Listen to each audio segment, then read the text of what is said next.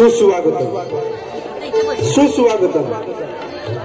श्री रंग देवता आणि रसिक प्रेक्षकांना विनम्र अभिवादन करून बाळ गोपाल उत्कर्ष मंडळ देऊळ चाटोरवाडी सविनय सादर करत आहोत सामाजिक कौटुंबिक जिव्हाळ्याची हृदयस्पर्शी 3 अंकी नाट्य कलाकृती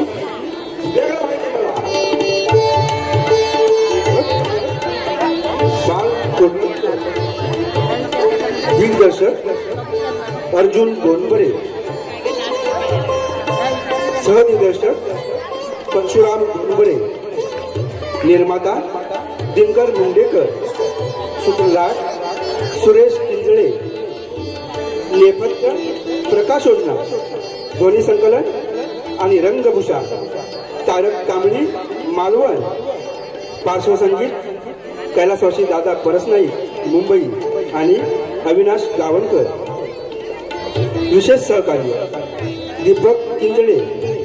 रंगमंच व्यवस्था बाळ गोपाल उत्कर्ष मंडळ देऊळ चाटोरवाडी. यामध्ये भाग घेणारे कलाकार अण्णा अर्जुन गोंडबरे, माधव विलास किंजळे, सुरेश प्रमोद गोंडबरे, सुलभा कुमारी अक्षता मोरे, मंदा सौप्राप्ती पाटील, कर्नल काका अक्षय किंजळे, विनायक विघ्ने, विनायक मुंडेकर, सहस्त्रबुद्धे अनंत गोंडबरे, रमेश अतुल मुंडेकर. बाळ गोपाल उत्कर्ष मंडळ देऊळ चाटोरवाडी सविनय सादर करत आहोत सामाजिक कौटुंबिक जिव्हाळ्याची एक हृदयस्पर्शी 3 अंकी नाट्य कलाकृती वेगळं व्हायचंय मला, वेगळं व्हायचंय मला.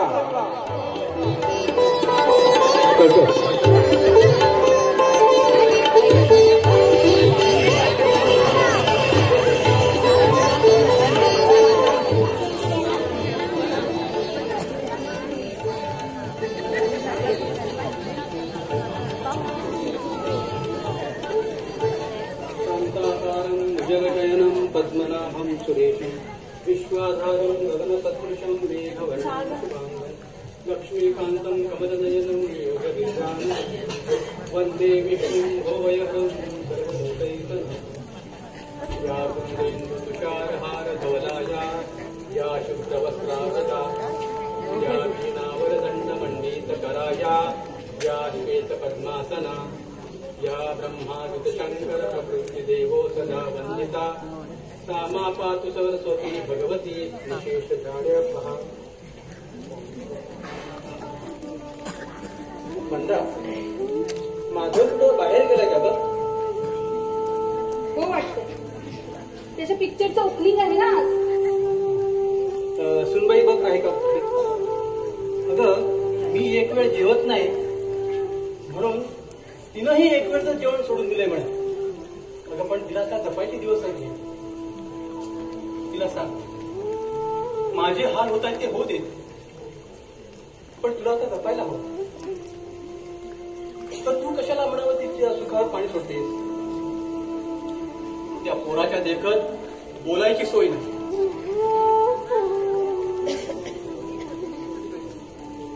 डोक्यात राग घालून घ्यायचा. हो ना. त्यानं कधी चौकशी केलं का ग?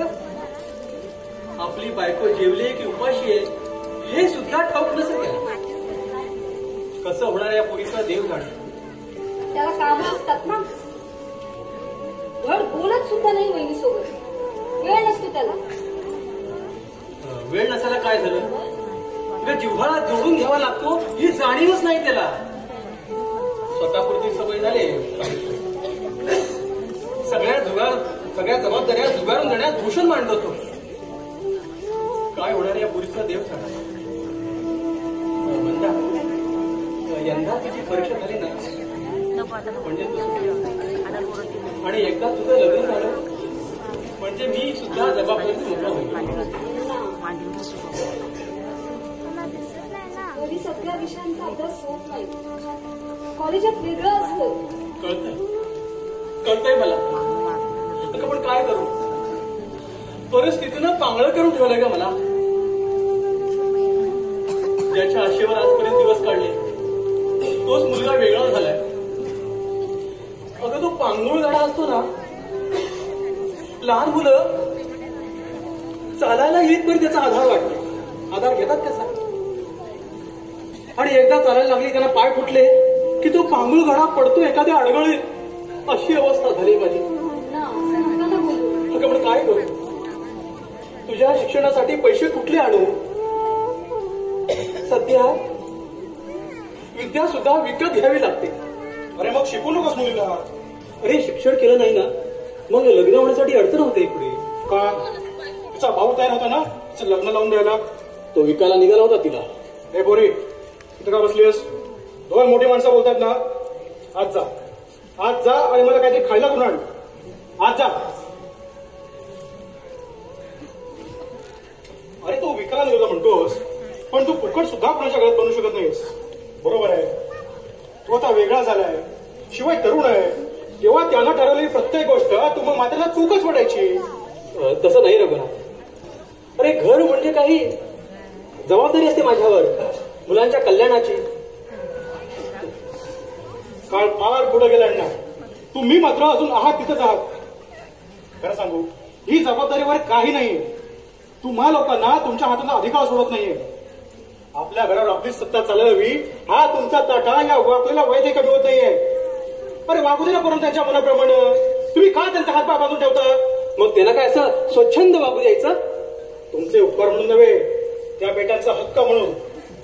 अरे तूच बोलतोस का हे रघुनाथ? पूर्वी आपल्या घरात 2 चुली मांडल्या जाऊ नयेत म्हणून घर सोडून जाऊ नकोस अशी माझी विनवणी करणारा तूच होतास ना. आपल्या घरात एकत्र कुटुंब नांदावं म्हणून. त्यावेळी मी वेगळा झालो, पण वेगळा झालो म्हणूनच या एकत्र कुटुंब पद्धतीचा पुरस्कर्ता म्हणून आज मी उभा आहे. आज निर्माणे बघतोय. अरे एकत्र कुटुंबाचं फार भुसगावणं बघून या पोरांची उमेद तुझ्या सत्तेच्या बळ्यात भुरगावून टाकली आहे.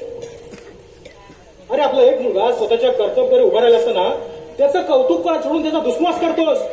अरे तो माझा मुलगा आहे, वैरी नव्हे.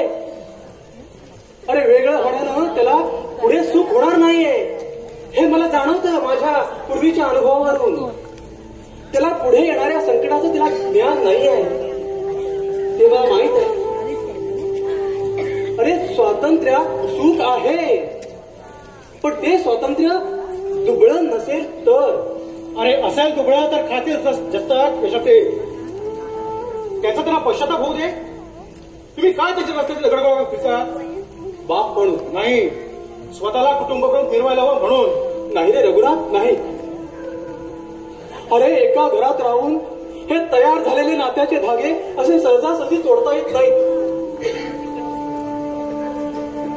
अरे त्याच्यापेक्षा मला काळजी वाटते त्याच्या बायकोची. सोन्यासारखी परक्याची पोरगी घरात आणले. अरे तिचे हाल होतील याच्या या अविचारी स्वभावामुळं. त्यासाठी माझं काळी तुटतं रे. स्वतंत्र संसार चालवलेला जबाबदारी सामर्थ्य लागतं त्याला. तुझ्या अंगात आहे ते? खात्रीनं. मग काय मुलीचं कॉलेज बंद करून तिचं शिक्षण तू घरी सुरू केलंस? रघुनाथ, अरे संसारात जबाबदारीचा मेळ परिस्थितीशी बसवावाच लागतो. अरे मग असं सांग ना. म्हणजे घर संसार चालवायला सामर्थ्य लागत नाही, परिस्थिती अनुकूल असावी लागते. पण आज तुझ्यापेक्षा माझ्याची परिस्थिती खूप जास्त चांगली आहे ना. आज त्याची परिस्थिती चांगली आहे. पण रघुनाथ, समुद्राला भरती येते, पण ती भरती म्हणजे समुद्राची कायम स्थिती नव्हे, तिलाही मोठी आहेच. त्याचप्रमाणे समजा उद्या माधवचे हाल झाले, परिस्थिती बदलली आणि विशेषतः त्याच्या बायकोचे हाल झाले तर बघायचंय. उघड्या डोळ्यानं आणि दगडाच्या काळजाने बघायचंय. अरे हाल झाले तर त्याचा होईल, हाल झालं त्याचा होणार. अरे काय सांगतोस काय तू हे रघुनाथ? योग्य वेळी कळेल. माझ्या वर्तनाचे खुलासे तुला भविष्य कळ देईल. त्यावेळी तूच म्हणशील की रघुनाथ म्हणत आहे बरोबर होतं. जाऊ दे, तुझ्या मुलीला खायला तर म्हणा सांगितलं होतं, पण तिचं काही लक्षण दिसत नाहीये. पण मला माझं हित पाहिलं पाहिजे. त्यासाठी निदान तुझ्या मुलाचं हित पाहिलं पाहिजे. सध्या परिस्थिती बरी त्याची. व्याकरणात तो विभक्तीचा प्रत्यय असतो ना, तसा झालायस तू. ज्या शब्दाला जोडला जाईल त्याच्याशी एकरूप होतो. पण तो विभक्तीचा प्रत्यय त्या शब्दाचा रूप बदलतो एवढं विसरू नकोस. बस माधवचा बोलपट भारी याचा आहे. तुला त्यानं बोलायला सुद्धा नसेल, पण मला मात्र खास इन्व्हिटेशन आहे, तेव्हा जायला नको. सुनबाई, हे सुनबाई, तुला खायला करून दे का? हे काका परत कधी जाणार आहे तो अण्णा? अगं खरंच, याला मी बोलवला कशासाठी आणि हा करतोय काय हे? हो ना, आजपर्यंत तुम्ही या घरात वहिनीला कधी सुद्धा काही बोलला नव्हता, तर परवा हे काका कशावरून तरी तिला ताट बोलत होते. अगं पण अडकून तिला आली बिचारी. अगं पण तिनं हे माधवला सांगायला हवं ना. तो करता आहे ना त्या घरातला. काका बोलत असताना हा कर्ता पुरुष त्यांच्या क्रियापदाला विशेषण जोडत होता. त्याला काय म्हणायचं? कर्म म्हणायचं पोलिस. तुम्ही का नाही काही बोलत त्यांना? अगं काय बोलू मी? जो स्वतःच्या मुलाला बोलू शकत नाही तो त्याला काय बोलणार? कुठल्या मुहूर्तावर हे काका घरात आले आणि त्यांना घर वेगळं केलं. हे बघ म्हणता, मोठ्या माणसांविषयी असं बोलू नये. आणि काय कर, मगाशी त्याने खायला मागितलं होतं, का नाही आणलं? अगं का नाही आणलं? काय आणू? बशीवर शिरा करून ठेवलाय. मग सुरेशसाठी. तो आला की मला खायला उठेल. अगं मग पोहे करायचे होते ना. आहेत कुठे घरात? आणि चहा करायचा म्हटला तर हल्ली दूधही कमी केलंय आपण. अरे हो, आणि आपण गरीब झालो होत नाही. अगं काय करणार? लक्षातच राहत नाही. वाटतं मुलगा आहे घरात, कमवतोय, येतात घरात पैसे आणि आपण खर्च करतो. आपण चहा कमी करूया का? लगेच खर्च होतो ना. समजताना पुढे समजता नाही. तू मन मारायला शिकलीस, पण सुरेशचं काय करायचं? तो लहान आहे ना, त्याचं चाळीशिवाय भागत नाही ना. न भागायला काय झालं? अगं पण भागत नाहीये खरं ना. अलीकडे ऐकलंय त्याला हॉटेलची सवय लागली. हे बघ म्हणता, यापुढे त्याला जे काय लागेल ना ते त्याला घरात देत जा. यासाठी आपलं पोट मारावं लागलं तरी चालेल, पण सुरेशला कुठल्या दुसऱ्या मार्गाला जाऊ देणं बरोबर नाहीये. नाहीतर उद्या मोठा झाल्यावर म्हणेल तुम्ही काय केलं माझ्यासाठी. अजून कसा आला नाही तो कॉलेजातनं? अभ्यासाला गेला असेल मित्रांसोबत. परीक्षा जवळ आली ना. त्याचा फॉर्म मिळाला का त्याला? बाकीच्यांचे मिळाले. माझ्या मैत्रिणीत सांगत होते आणि मला सुद्धा विचारत होत्या की तू यंदा परीक्षेला का नाही बसत म्हणून. सांगते ना, तू बसणार आहे परीक्षेला. तू बसणार आहेस. पण अण्णा, नाही बसले तर यंदा. नाही नाही, हे बघ, तू काही काळजी करू नकोस. मी काहीतरी व्यवस्था करतो. पण सुरेशच्या फॉर्मचं काय झालं ते विचारायला हवं. हे बघ, मी बाहेर जाऊन येतो. प्रिन्सिपल साहेबांना भेटू देतो.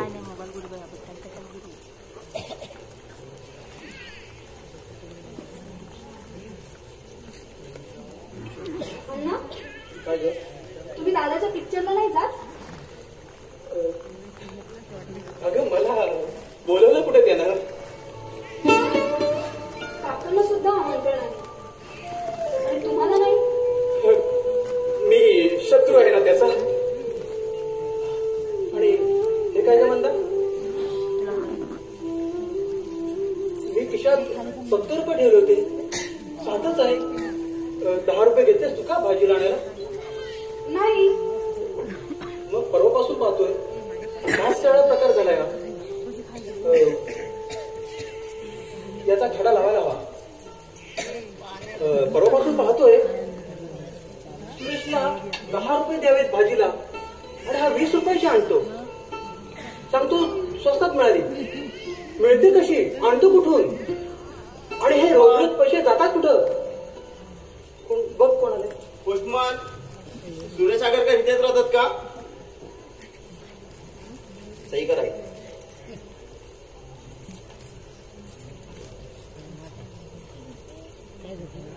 अण्णा, सुरेशला कोणाचे पत्र आलंय? बघू.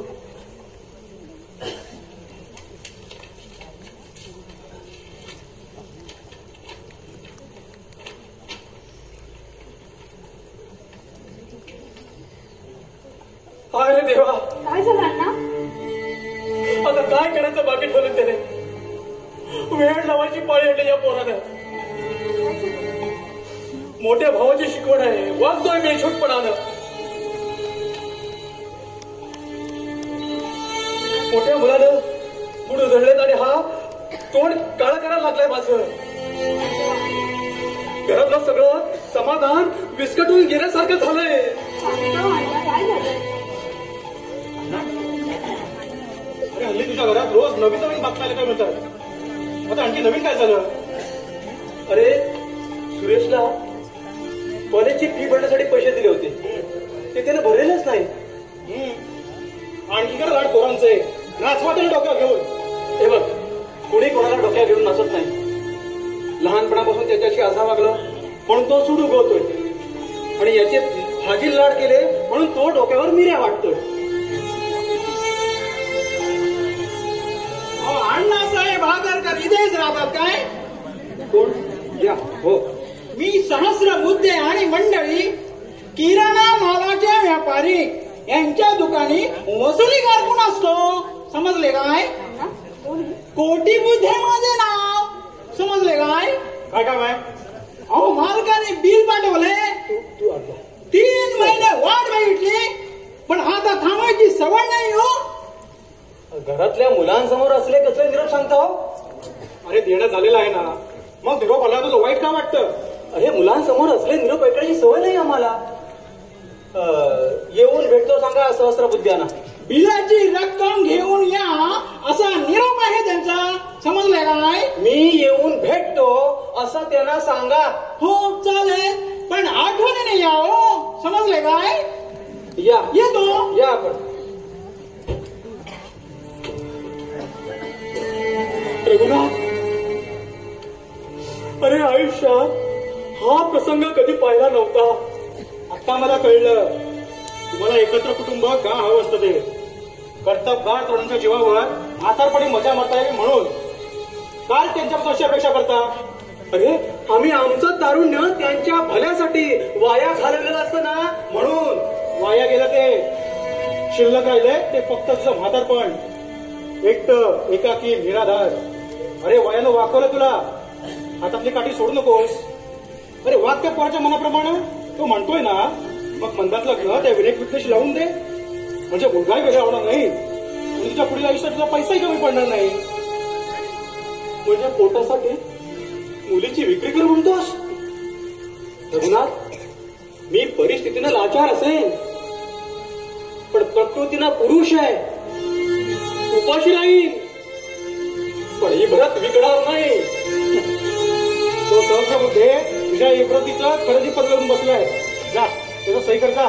मामांजी, हे द्यावेत नेऊन दुकानदाराला. यायचं नाही.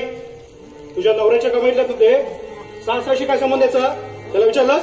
अहो पण ते जर इथे असते तर अशा परिस्थितीमध्ये त्यांनी पैसे दिले असते. थांब, मी विचारतो त्याला आणि मग सांगतो तुला. नको रघुनाथ, नको. सुनबाई ठेवून देते दागिने. अगं हा रघुनाथ काहीतरी जाऊन सांगेल माधवला आणि बोलणी खावी लागेल तुला. मामांजी, मला घरातल्या घरातच बोलणी खावी लागतील, पण तुम्ही जर पैसे दिले नाही तर आपल्या दुकानात शोभा होईल. अरे घे घे घे. नवरा श्रीमंत आहे तिचा म्हणून सून तिच्या दया दाखवते.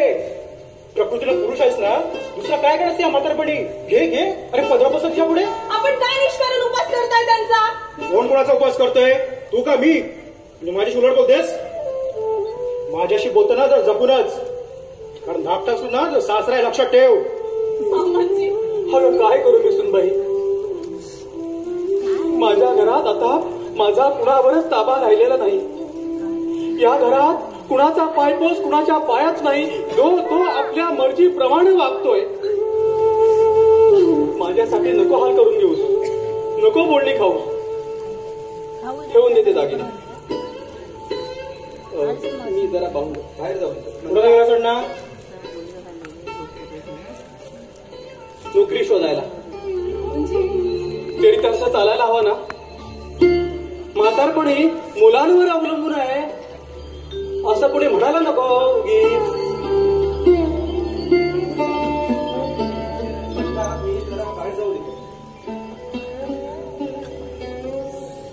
कुठे गेला अण्णा? तुमच्यासाठीच नोकरीची भीक मागायला आहे. जन्म दिला ना तुम्हाला, चांगले पांग फेडतात बापाचे. आता त्यांनी काय केलंय? तर हिची बाजू तू माझ्याशी म्हणतेस? सासऱ्याचं वर्चस्व नको म्हणून हिनेच उद्देश केला असेल माधवला. बोकाट आयुष्य करायला वडील माणसाचा सासूच नको. तुम्ही इथे येऊन घरं वेगळी केली, वहिनी नका बोलता उगाच. आता तिची बाजू घेऊन तू माझ्याशी म्हणतेस होय? सासऱ्याचं वर्चस्व नको म्हणून हिनेच उद्देश केला असेल माधवला वेगळं होण्याचा. तुम्ही या बायका अशाच घरात आला की भांडणं व्हायचीच. मामांजींचा कधीच सासूरवास नव्हता मला. म्हणजे माझा होतोय असंच ना? आणि तो होणारच. हे बघ सुनबाई, तूच फुटपळीचा बाबले का त्याचं स्वतः वाईट होऊ नये म्हणून सासऱ्याला पैसे देऊन त्यावर सारवण घाललेस होय? हो बलिकडा. आपण का नाही ते बोलतात? वडिलांच्या जागी मानते मी त्यांना. त्यांनी आपल्या वडिलांपासून वेगळं राहावं, ही दोन घरं वेगवेगळी व्हावी असं कधीच नव्हतं वाटलं मला. माझ्या माहेरी सुद्धा एकत्र कुटुंबच आहे. माहेराचं कौतुक तू मला सांगू नकोस. तुम्ही ह्या बायका अशाच. सासरी आला माहेराचं कौतुक, माहेरी गेला सासरचं कौतुक. का बदार पुण्या घरात आलीस तर येत जा गं बाई, तुझंच घर आहे. छे सुनबाई ही घरं फोडण्याची वृत्ती काही चांगली नाही. मला खात्री आहे, अगं मलाच काय जगातल्या सगळ्या पुरुषांना खात्री आहे, बायकांशिवाय कलह नाही. अगदी रामायण महाभारतापासून दाखले आहेत. हो, कारण रामायण आणि महाभारत लिहिणारे पुरुषच होते ना तुमच्यासारखे. हो मी माझा चित्रपट पाहून गेलो. मला चित्रपट काय चाललं हे या घरात? अण्णांची परिस्थिती तर केविलवाणी झाली. सुरेशला तर नको नको ते सवयी लागल्या. आणि हे काका पाहुणे म्हणून घरात आले. त्यांनी अण्णांची बाजू घ्यायची सोडून ते सगळ्यांना धारेवर धरतात. काय चाललंय? वेगळी झाली की असं घडायचं. एकत्र कुटुंबाची कल्पना जुन्या लोकांनी केली ते काही खुळे नव्हते. अगं पण अण्णा एक तर सगळं कसं सांभाळणार? बहिणी, मगाशी तो दुकानदाराचा माणूस घरी आलेला. अशी माणसं घरी येणं चांगलं नसतं ना बहिणी? तो विचार तुमच्या बंधूंनी करायचा. विचार तो कधी केलाय त्यानं? तो तर फक्त संधी शोधत असतो अण्णांना बोलायची. तात्पुरत्या प्रसिद्धीचा माज आहे हा. तो उतरला ना म्हणजे डोळे उघडतील त्यांचे. तुम्ही काळजी करू नका. किती उंच गेली ना समुद्राची लाट तरी ती सपाटीला आल्याशिवाय नाही राहत माणसं. आता मी ठरवलं कसं वागायचं. सांभाळता येत नाही ना तर ते मी सांभाळलं पाहिजे. म्हणजे नक्की काय करणार आहेस तू? घर या संस्थेची संकल्पना मी त्यांना पटवून दिली. नको ती माणसं घरात येतात ना, नाही यायची आपण. नको त्या गोष्टी घरात घडतात, नाही घडायच्या आपण. वंस, तुम्ही माझं एक काम करता? त्या रमेशला बोलवता? कशाला उगीच नको त्या आठवणी काढतेस? का हो, एवढं प्रेम आटलं तुमचं? ते सगळं ठीक आहे ग, पण त्यांना 2 लाख रुपये हुंडा द्यायचा आहे. तो कुठून द्यायचा? कोण आहे? मी आहे रमेश भांडारकर. अगं बाई, 100 वर्ष आयुष्य आहे तुम्हाला. या ना बसा. वंस, मी यांच्यासाठी दूध घेऊन येते. बसा. मंदा, तुम्ही या घरात? मुद्दामच आलो. कॉलेजमध्ये येणं बंद केलं चालले. काही नाही. कोणाकडे आलात? अण्णासाहेबांकडे. ते घरात नाहीये. ते परत कधी येणार आहेत? सांगून गेले नाहीये. मग मी जाऊ? तुमच्या मर्जी. मंदा, जरा माझं ऐकून घेशील का? पुष्कळदा ऐकलं यापूर्वी. अगं तू पूर्वी नाही ऐकलेस, तुला सांगायला आलोय. तुमच्या वडिलांनी संमती दिली? नाही, पण तुझ्या बंधूंचंच म्हणणं पटलंय मला. प्रेमाच्या नात्यापेक्षा वडिलांचं प्रेम जवळचं नाही वाटत मला. हुंडा द्यायची गरज नाही म्हणून सांग तुझ्या अण्णाने. आणि सांग दादाला मी वडिलांपासून वेगळा राहणार आहे. वडिलांपासून दूर राहणारा मुलगा मेहुणा म्हणून दादाला पसंत असला तरी जावई म्हणून अण्णा ते कधीच स्वीकारणार नाही. आणि सुनेच्या पावलांना घर वेगळं झालं हा कलंक माझ्या मागे म्हणता मी हे आनंदाने नाही बोलत आहे, पण आज जे दुःख मी माझ्या घरात पाहते तेच दुःख तुमच्या घरात यावं अशी माझी मुळीच इच्छा आहे.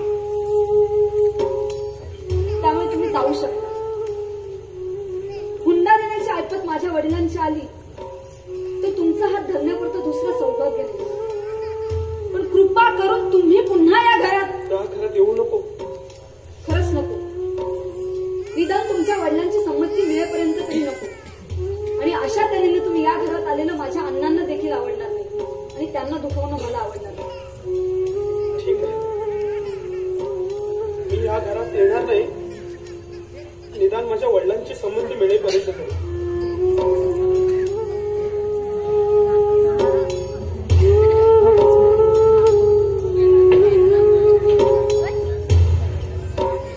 काय केलं ते तुम्ही वंश?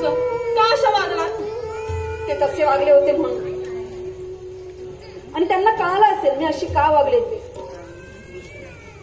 त्यांनीच सांगितलं होतं आयुष्य हे एक गणितच असतं, नाही चांगला एखादा गुणाकार असं समजावं त्यांनी. मला नाही आवडलं तुमचं असे तोडून वागणं, आणि मामांजींना समजलं ना तर त्यांनाही नाही आवडलं. अशा पुष्कळ गोष्टी घडतात या घरात ज्या अण्णांना आवडत नाही. त्याचा कोणी विचार केलाय? भाऊजी, तुमच्या परीक्षेच्या फॉर्मचं काय झालं? तुला काय करायचंय? आम्ही नापास झालो म्हणून दादा देणार आहे का पैसे? ऐकून ठेवा बहिणी, पूर्वी कॉलेजातून थकून भागून आलो म्हणून कौतुकाने खायला करून घालायचे अशी. म्हणून काय झालं? आई गेल्यानंतर आईच्या मायेनं सकाळ संध्याकाळ जेव घालणारं कोणी नव्हतं. तू आलीस अशी. म्हणून काय झालं? आता आम्ही वेगळे झालो.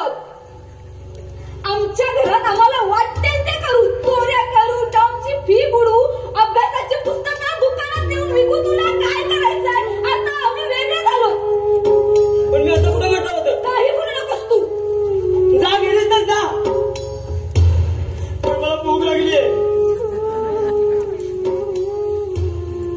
वहिनी, अगं अशा अर्थ नव्हतं म्हटलं घे. वहिनी काय बोलीस? अगं पण बोलायला काय हरकत आहे ना? बरोबर आहे, आम्ही लेखक आहे ना. दादा आहे, अण्णा सुद्धा होते पूर्वी, मी सुद्धा होईन पुढं.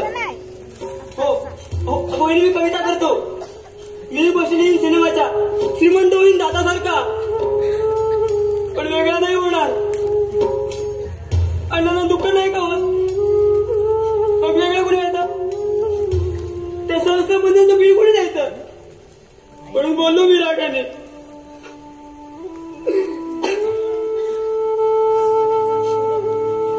अण्णा हल्ली रोज पूर्वीसारखे जेवण सुद्धा नाही.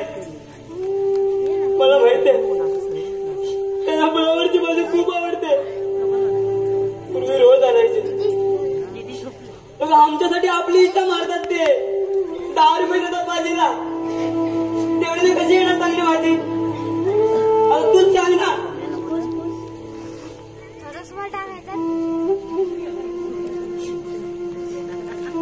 पूर्वी आहे ना रोज पाव खायचे तुझ्या बरोबर, आणि नाही खात. त्रास होतो म्हणतो. त्रास पोटाचा नाहीये, त्रास दादाचा आहे. कोणीच नाही आमचं. मग तू तरी कशाला बोलशील ना? राघवा राघवा, पण मला भूक लागली आहे.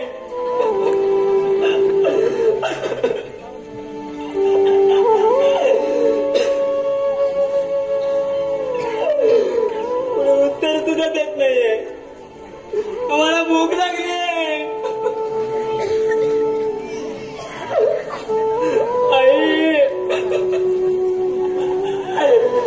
आई असती तर तिला दृष्ट काढली असती.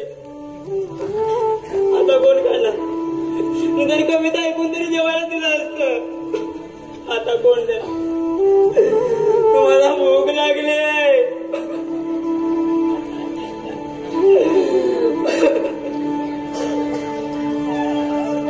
मला भूक लागली. अगं अक्का, मला भूक लागली.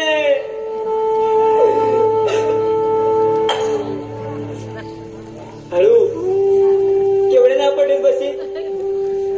नवीन आणायला तर दादा आहे का घरात? चहा कुठे आहे?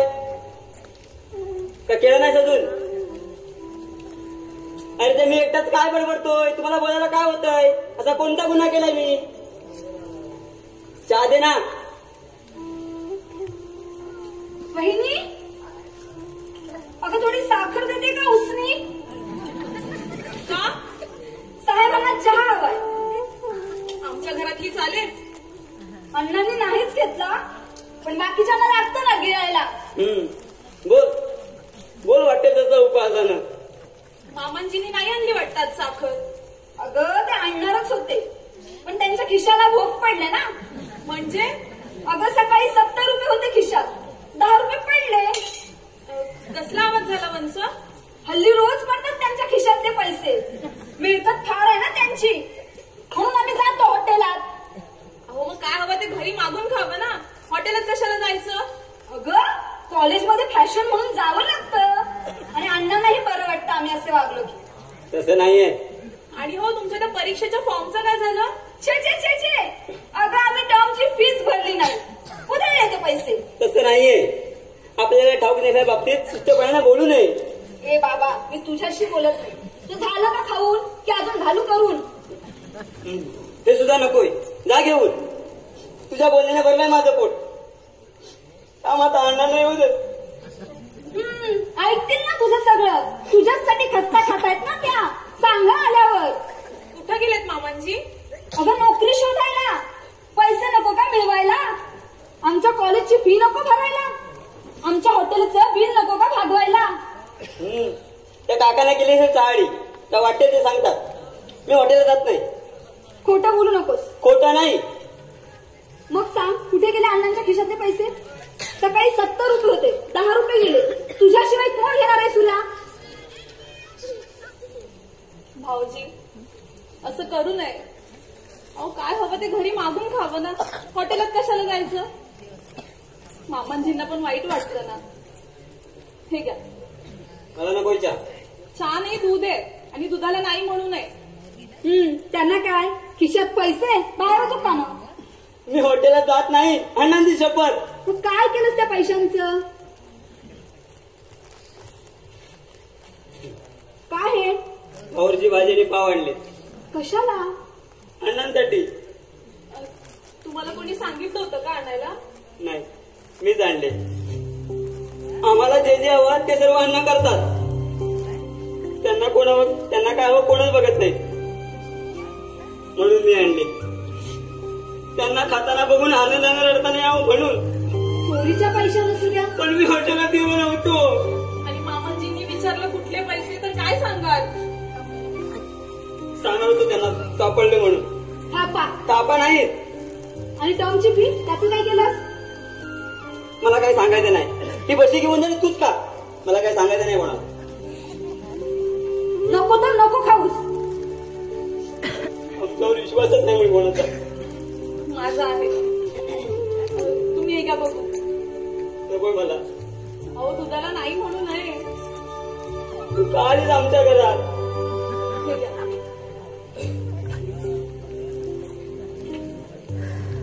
सुनबाई, हे सुनबाई कुठेस ग? तिकडे काय करतोयस? तुझा नवरा बाहेर दिवे लावतोय आणि घरात आता असा अंधार. आता तो आला म्हणजे मला शिवाय दे. काय चिरंजीव, आपलं काय चाललंय? आणि हे काय? 10 रुपये म्हणजे आपल्या वॉलेट जेवलेले आपण चोरत होतात. नाही हो, लेखकांचे बंधू आपण. शब्दांची दुरुस्ती का बसाल, पण वर्तनाचं काय? म्हणजे तुमच्या वळण ठेवले तुम्ही चोरत होतात. तुम्ही पण ठेवत होतात. ठेवत होतो. घेतला होता उत्तर. ठेवत होतात म्हणजे पाश्चात्तापाने की काय? अरे अरे अरे, असं नका करू. पश्चाताप म्हणजे मूर्खपणा. तो तुमच्या वडिलांनी केला पाहिजे.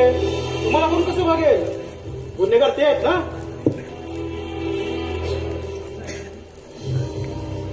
असं नका का पाहिजे खुळ्यासारखं. आपण जरा बाहेर जाऊया. बाहेर जाऊन मस्त की मजा करू. मला सांगा कुठे मिळतात चांगले बटाटे वडे? प्रभाव विश्रांतीगृह का कॅफे हाऊस का पुनव? मला ठाऊक नाही.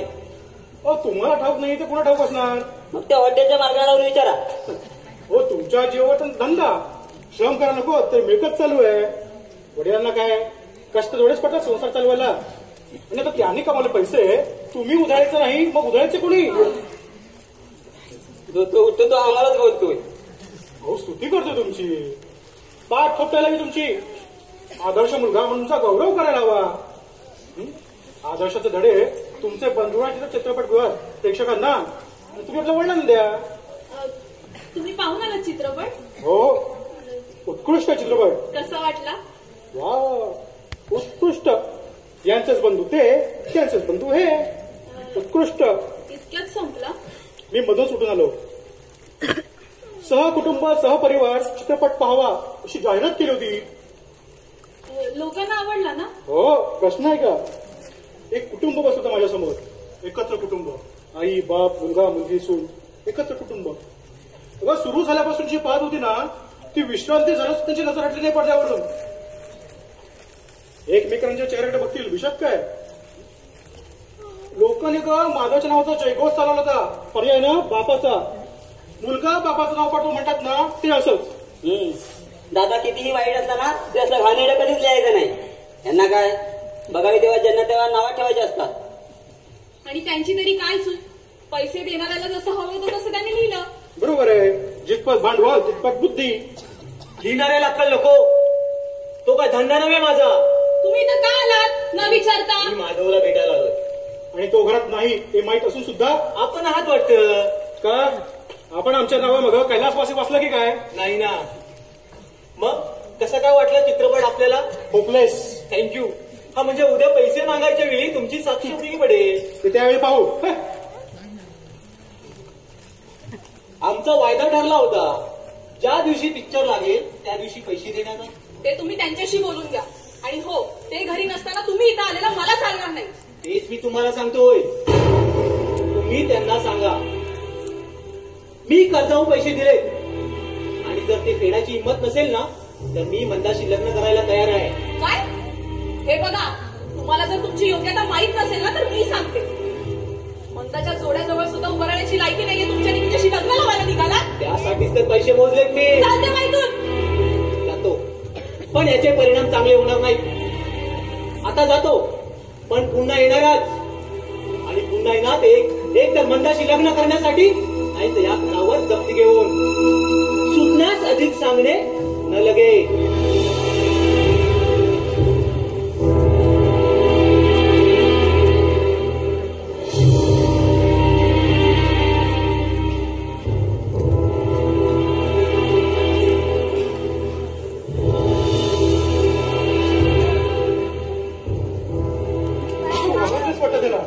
हरकत नाही.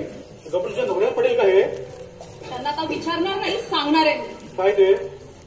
त्यांना जर असंच वडिलांपासून वेगळं राहायचं असेल आणि ही नको ती माणसं घरात येणार असतील ना तर मी ते एक क्षणही थांबणार नाही. माझ्या माहेरी निघून जाईन मी. जा.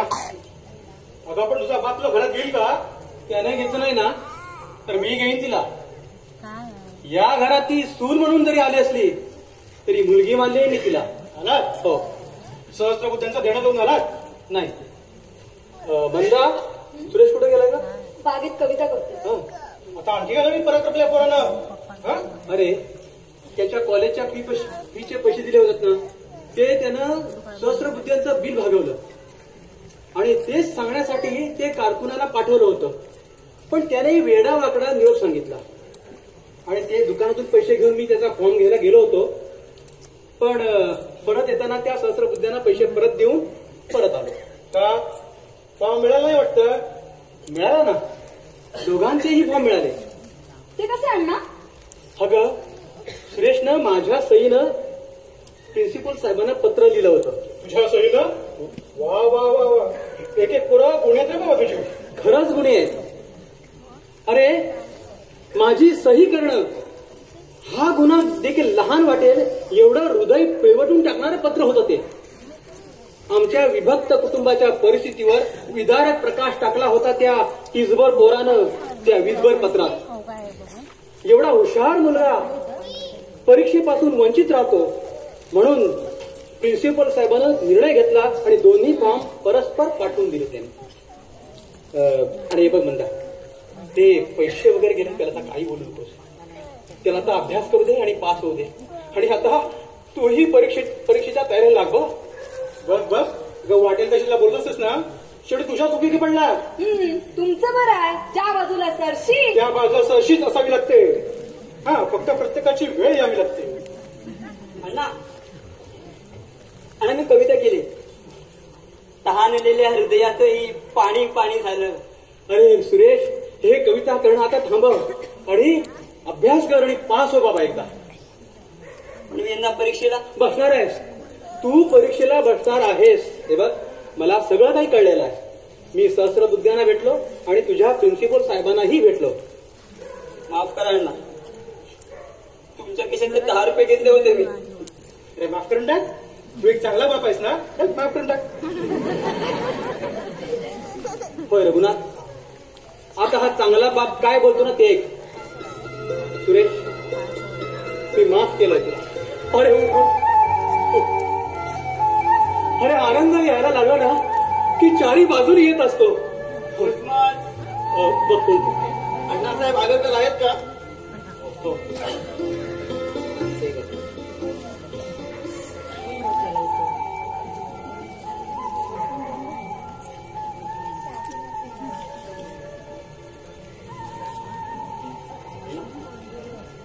अरे सरकारी लक्षात आहे.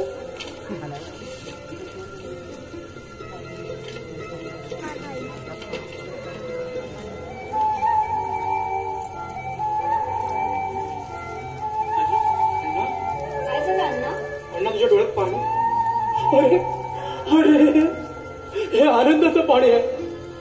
मी म्हटलं होतं ना, आनंद यायला लागला म्हणजे चारी बाजूने येत असतो.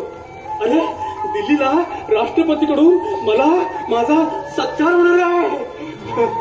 अरे किती झाला तू माझा भाऊ आहेस.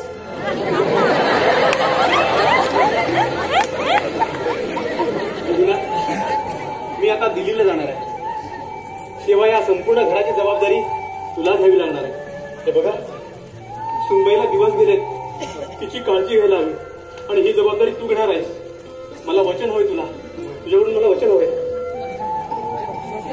पण मी तुला वचन देतो, या संपूर्ण घराची जबाबदारी माझी. साहित्य शारदेच्या मंदिरात माझी अल्प स्वल्प सेवा आज फळाला आली. याचसाठी केला होता अट्टहास. शेवटचा दिस गोड व्हावा